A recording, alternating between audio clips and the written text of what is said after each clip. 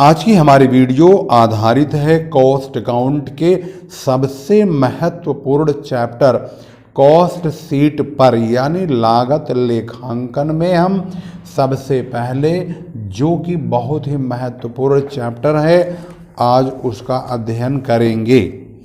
और उस चैप्टर का नाम मैं आपको दिखा दूं, इकाई अथवा उत्पादन लागत निर्धारण विधि। यह चैप्टर है जिसको हिंदी में हमने बताया है। अब आप इसको देखेंगे किसको हम इंग्लिश में क्या बोलेंगे और किस नाम से जानेंगे। कॉस्ट शीट को तो वैसे आप सभी लोग जानते ही हैं, इसकी वीडियो हम पहले भी डाल चुके हैं, लेकिन आज हम इसके कुछ महत्वपूर्ण प्रश्नों को आपके सामने रखेंगे। यह चैप्टर है यूनिट और आउटपुट कॉस्टिंग मेथड। चैप्टर है 12 नंबर और बुक हमारे पास है लागत लेखांकन स्वाति पब्लिकेशन की।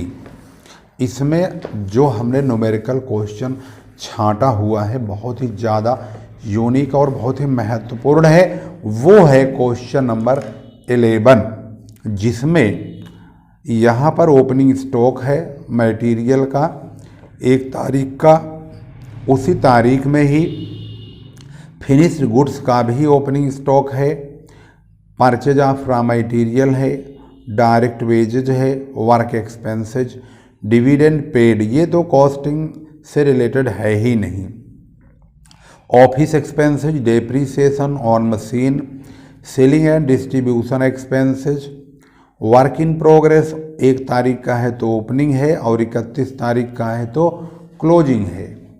तो यहाँ पर ओपनिंग और क्लोजिंग दोनों लिखा हुआ है। गुडविल रिटर्न ऑफ, ये हमारा फाइनेंशियल नेचर का आइटम है। अगर राइट ऑफ किया जाता है तो मतलब फाइनेंशियल बुक में अर्थात प्रॉफिट एंड लॉस में हम डालेंगे इसको, प्रॉफिट एंड लॉस अकाउंट में, लेकिन कॉस्ट शीट से इसका कोई लेना देना नहीं है। यहाँ पर है 31/12/2019 को स्टॉक है तीनों का, यानी रॉ मटेरियल का, फिनिश गुड्स का, सेल ऑफ फिनिश गुड्स का, यानी तीनों का हमारे पास क्लोजिंग स्टॉक मौजूद है। तो जब हम इसकी शुरुआत करेंगे तो इसकी शुरुआत कॉस्ट शीट के एक फॉर्मेट से करते हैं। वैसे तो मैंने फॉर्मेट आप लोगों को पुरानी वीडियोज में दे रखा है, अगर आप चाहेंगे तो आपको इसका जो फॉर्मेट है आपके बुक में मौजूद है। फिर भी अगर आप देखना चाहें तो इस फॉर्मेट को मैं एक बार दिखाने की कोशिश करूंगा। इसी फॉर्मेट के अकॉर्डिंग ही कॉस्ट शीट बनाई जाती है और उसी कॉस्ट शीट के अकॉर्डिंग हमारे सारे सवाल तैयार किए जाते हैं। और अगर आपने इस फॉर्मेट को याद कर लिया है तो यकीन मानिए ये फॉर्मेट भी बनाने को आता है एग्जाम में, यह भी बहुत महत्वपूर्ण है। तो यहाँ पर देखेंगे तो ये है cost sheet for the month ending, ये इसका फॉर्मेट है, जिसमें यहाँ पर अगर आउटपुट दिया होगा तो चाहे टन में चाहे यूनिट में लिखेंगे, particulars, total cost, cost per unit, इस प्रकार से कॉलम बनाए जाते हैं। जिसमें मटेरियल से संबंधित पहला पार्ट होता है opening stock of raw material, उसमें परचेज कैरिज इनवार्ड जोड़ के क्लोजिंग स्टॉक घटा देंगे तो मटेरियल कंज्यूम आ जाएगा। मटेरियल कंज्यूम आने के बाद direct expenses, direct wages, direct chargeable expenses के नाम से जो भी खर्च होगा जोड़ेंगे तो प्राइम कॉस्ट आएगा, ये दूसरा भाग हो जाएगा मटेरियल कंज्यूम। फिर इसके बाद प्राइम कॉस्ट, प्राइम कॉस्ट के बाद फैक्ट्री के खर्चे डाले जाते हैं और ये फैक्ट्री के खर्चों में इनडायरेक्ट वेजेज, कभी कभी फैक्ट्री ओवरहेड के या वर्क ओवरहेड के नाम से भी लिखा होता है, या वर्क एक्सपेंसेज के नाम से लिखा होता है, मतलब लिखा होता है। Depreciation, depreciation on factory building, machine का रिपेयर, मशीन का बिल्डिंग का, फ्यूल, इलेक्ट्रिक पावर एक्सेट्रा यहाँ पर डाले जाते हैं। ये डायरेक्ट भी लिखे हो सकते हैं या ये प्राइम कॉस्ट या डायरेक्ट लेबर के बेस पर भी हो सकते हैं, वो तो क्वेश्चन में बताएगा। इसके बाद work in progress, opening work in progress इसमें जोड़ दिया जाएगा, क्लोजिंग वर्क इन प्रोग्रेस और सेल ऑफ स्क्रैप घटाएंगे तो इतना करने के बाद वर्क कॉस्ट या फैक्ट्री कॉस्ट प्राप्त होगा। इसके बाद हम इसमें ऑफिस के खर्चे जोड़ेंगे, जो कि फैक्ट्री कॉस्ट का या वर्क कॉस्ट का एक निश्चित परसेंट हो सकता है, या ये रकम ऑलरेडी गिवन हो सकती है, जिसमें office salary, office rent, depreciation of office building furniture etcetera, repair of office building furniture etcetera, office lighting, general expenses इस नाम से आ सकता है। इनको जोड़ने के बाद हम यहाँ पर प्राप्त करेंगे वो ऑफिस कॉस्ट या कॉस्ट ऑफ प्रोडक्शन इसका नाम होगा। इसके बाद opening cost of finish goods जोड़ेंगे, closing cost of finish goods घटाएंगे तो कॉस्ट ऑफ गुड्स सोल्ड प्राप्त हो जाएगा। इसमें सेलिंग एंड डिस्ट्रीब्यूशन एक्सपेंसेस जोड़ के कॉस्ट ऑफ सेल प्राप्त करेंगे और उसके बाद लास्ट में सेलिंग प्राइस होगा और बीच में आएगा यहाँ पर प्रॉफिट, यानी सेल नीचे रखेंगे, सेल में से कॉस्ट ऑफ सेल घटाएंगे तो प्रॉफिट बीच में आ जाएगा। तो ये इसका फॉर्मेट है, इस प्रकार से हम इसको प्रेजेंट करते हैं, यही तरीका है। जो खर्चे नहीं दिए होंगे उनको नहीं लिखेंगे। ऐसे ही बेस बना करके हम इस क्वेश्चन को सॉल्व करेंगे। यहाँ पर प्रश्न आप बहुत अच्छी तरह से देखिए, हम इसके एक एक पॉइंट को बताएंगे आपको। तो यहाँ पर सबसे पहले नंबर देखेंगे रॉ मटेरियल, स्टार्टिंग में यही डलता है। तो रॉ मटेरियल का ओपनिंग स्टॉक सबसे पहले लेंगे। तो opening stock of raw material आप देखेंगे, पहले तो ये फॉर्मेट देखिए, इस तरह से फॉर्मेट है जैसे कि हमने आपको दिखाया था, उसके अकॉर्डिंग ही बनेगा। इसमें आउटपुट का यूनिट या टन नहीं है, तो सिर्फ अमाउंट से हमें मतलब होगा। Opening stock of raw material जैसे कि बुक में दिया हुआ है यहाँ पर 40,000, परचेज यहाँ पर लिखा हुआ है 2,40,000 रुपये का, ये रहा। इन दोनों को जोड़ के 280 आएगा। इसमें से हम closing stock of raw material नीचे लिखा हुआ है 42,000, इसको माइनस करेंगे, 2,38,000 मटेरियल कंज्यूम आएगा। इसके बाद डायरेक्ट एक्सपेंसेस के लिए डायरेक्ट वेजेस को जोड़ा जाता है जो कि 1,36,000 है। इसको ऐड करके हम प्राइम कॉस्ट प्राप्त करेंगे। प्राइम कॉस्ट के बाद हम फैक्ट्री के खर्चों को ऐड करते हैं। तो फैक्ट्री ओवरहेड से रिलेटेड एक तो वर्क एक्सपेंसेज है और एक डेप्रिसिएशन है और एक ओपनिंग वर्क इन प्रोग्रेस है, इसे जोड़ेंगे और क्लोजिंग वर्क इन प्रोग्रेस घटाएंगे, यानी 4 अमाउंट यहाँ पर मौजूद है। तो वर्क एक्सपेंसेज ये रहा, डेप्रिसिएशन और ओपनिंग वर्क इन प्रोग्रेस जोड़ा गया। इन सब को हमने जोड़ा, यानी इन चारों को जोड़ दिया तो ये प्राप्त हुआ। इसमें से क्लोजिंग वर्क इन प्रोग्रेस घटा देंगे तो वर्क कॉस्ट प्राप्त होगा 4,46,400। इसके बाद हम ऑफिस ओवरहेड के खर्चों को लेंगे। ऑफिस ओवरहेड के खर्चे ऑफिस एक्सपेंसेस के नाम से लिखे हो सकते हैं। तो यहाँ पर ऑफिस एक्सपेंसेस के नाम से लिखा हुआ है 24,000। हम यहाँ पर 24,000 ऐड करेंगे तो कॉस्ट ऑफ प्रोडक्शन पर पहुँच जाएंगे। इसके बाद हम opening stock of finish goods को जोड़ते हैं। तो opening stock of finish goods देखेंगे तो यहाँ पर फिनिश गुड्स का ओपनिंग स्टॉक है 30,000, जबकि उसी का क्लोजिंग स्टॉक है लास्ट में देखेंगे तो 32,000, 32,000।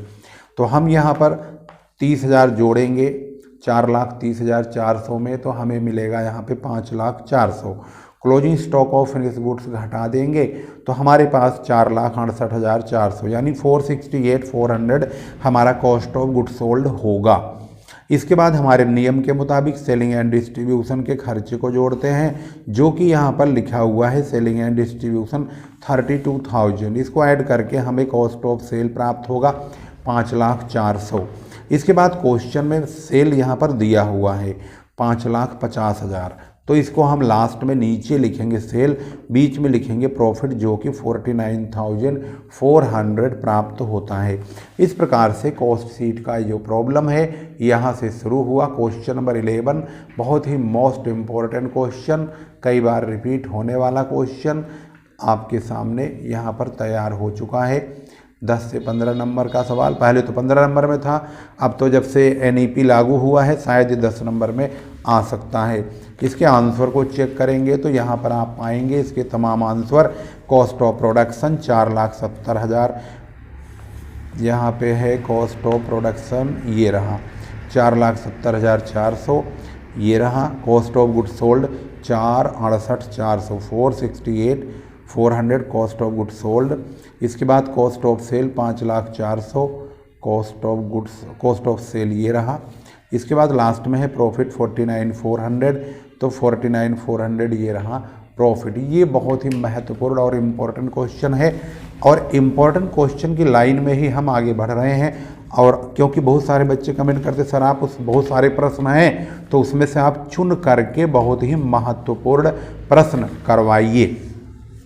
तो ऐसे ही हम प्रश्नों को छांट करके आपके सामने ला रहे हैं। और इसमें हम एक क्वेश्चन और आपको बताएंगे, और वो क्वेश्चन नंबर है, यहाँ पर देखेंगे तो 31 क्वेश्चन नंबर है, जिसमें लिखा है सिल्को टेलर्स। बिल्कुल सही है ये। Silco tailors Bulandshahr manufacture readymade garments which shirt pant और कोट बनाने वाली ये कंपनी है, फर्म है, कुछ भी है, लेकिन ये बनाते हैं कोट पैंट और शर्ट। और इनके पास ये बोलते हैं कि जो मटेरियल हम लगाते हैं शर्ट में 50 रुपये प्रति शर्ट के हिसाब से, और पैंट में 75, कोट में 400। कोट का कपड़ा कुछ ज़्यादा ही महंगा आता है। वेजेज है यहाँ पे 30 रुपये का, मजदूरी 45 रुपये प्रति पैंट के हिसाब से, यहाँ पर प्रति शर्ट के हिसाब से, यहाँ पर 160 रुपये प्रति कोट के हिसाब से मजदूरी लगती है। इसके बाद नीचे लिखा है टोटल फैक्ट्री जो ओवरहेड है वो जनवरी महीने में 2019 की बात है, ये 39,000 है। इसके बाद इसमें कहा है कि यू आर आस्क्ड, आपको ये कहा जाता है कि टू डिटरमाइंड, पता करिए क्या, total cost per unit in each type of garment, प्रत्येक प्रकार के कपड़े का जो कॉस्ट है वो क्या होगा प्रति यूनिट के हिसाब से। ये मान के चलिए कि एक कोट जो है इक्विवेलेंट है 4 शर्ट के बराबर है, और 2 पैंट भी एक कोट के बराबर है। दोनों में कोट कॉमन आ रहा है, यानी यहाँ पर भी 4 शर्ट को एक कोट के बराबर किया गया है, और यहाँ पर 2 पैंट को भी एक कोट के बराबर किया गया है। इसके बाद ये बोलते हैं कि फैक्ट्री ऑन कॉस्ट एलोकेशन, इसका मतलब है यहाँ पर एक रोल, मतलब कि रेशो बनाना होगा, जिससे कि हम इस 39,000 को इन तीनों में बांट सकें। उसके लिए कोट पैंट शर्ट को रेशो के रूप में कन्वर्ट करना होगा। कैसे करेंगे अभी दिखाएंगे इसको। The office on cost amounted to ₹15,000 to be allocated on the basis of prime cost. यहाँ पर 15,000 जो लिखा है ऑफिस का खर्चा, इसको प्राइम कॉस्ट के रेशो में बांटने के लिए कहा गया है। प्रोडक्शन जो हुआ है वो शर्ट का 500 शर्ट बनाया गया है, पैंट 200, कोट 100 ही बनाया गया है। अब हम इसका जब सॉल्यूशन करेंगे तो आप इसको बहुत अच्छी तरह से देखेंगे। इसका सबसे पहले ऐसा फॉर्मेट बनेगा, ध्यान से देखिए। यहाँ पर लिखेंगे स्टेटमेंट ऑफ कॉस्ट शीट, यहाँ पर शर्ट होंगे 500, पैंट होगा 200, कोट होगा 100।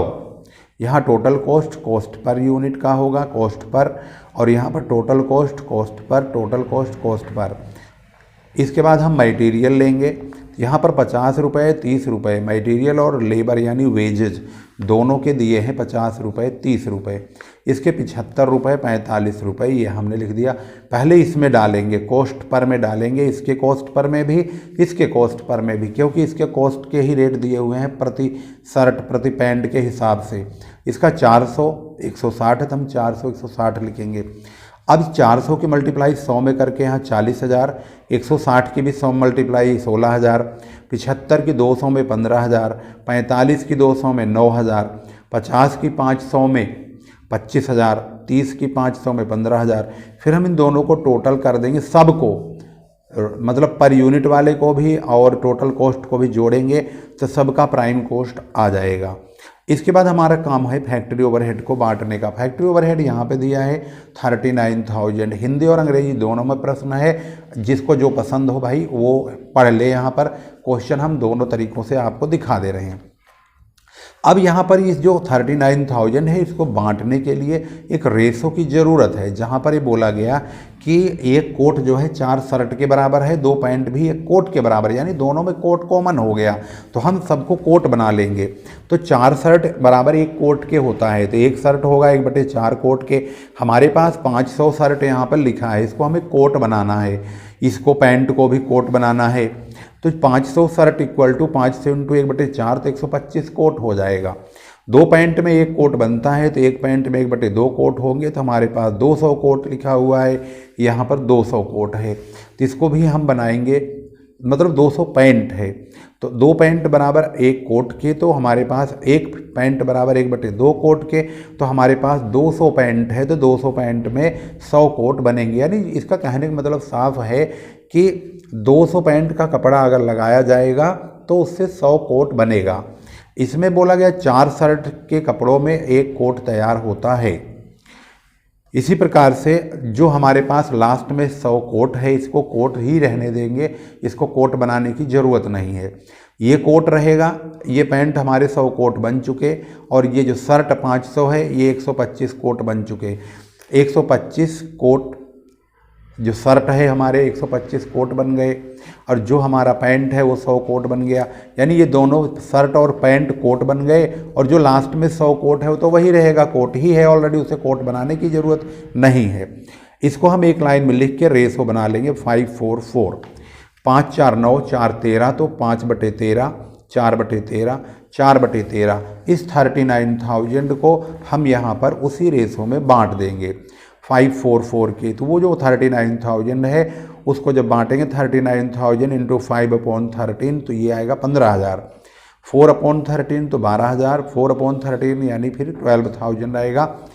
इस 15,000 को हम इसी 500 से डिवाइड करके इसका रेट निकाल लेंगे। ऐसे ही 12,000 को 200 से डिवाइड करके इसका रेट निकाल लेंगे। इस 12,000 को 100 से डिवाइड करके इसका भी रेट निकाल लेंगे 120। इन्हें जोड़ देंगे सभी को, सबको जोड़ने से हमें वर्क कॉस्ट प्राप्त हो जाएगा। इसके बाद हम ऑफिस ओवरहेड लेंगे। ऑफिस ओवरहेड के लिए इन्होंने साफ साफ लिखा है कि ऑफिस ऑन कॉस्ट को आपको बांटना होगा फैक्ट्री ऑन कॉस्ट के हिसाब से, यानी जो फैक्ट्री का खर्चा है उसके नहीं। Office on cost amounted to ₹15,000 to be allocated on the basis of prime cost, यानी कि यहाँ पर ऑफिस के खर्चे को प्राइम कॉस्ट के रेशो में बांटना होगा। तो हमारे पास जो ऑफिस का एक खर्चा है, ऑफिस का खर्चा तो यहाँ पर है 15,000, लेकिन बांटना है प्राइम कॉस्ट में। तो प्राइम कॉस्ट ये है 40,000 24,000 56,000। 40 24 56 हज़ार को हटा दें, 3 3 0, तो ये छोटा होगा 40 24 और 56। 40 24 और 56 इन सब का जो टोटल है 120 होगा।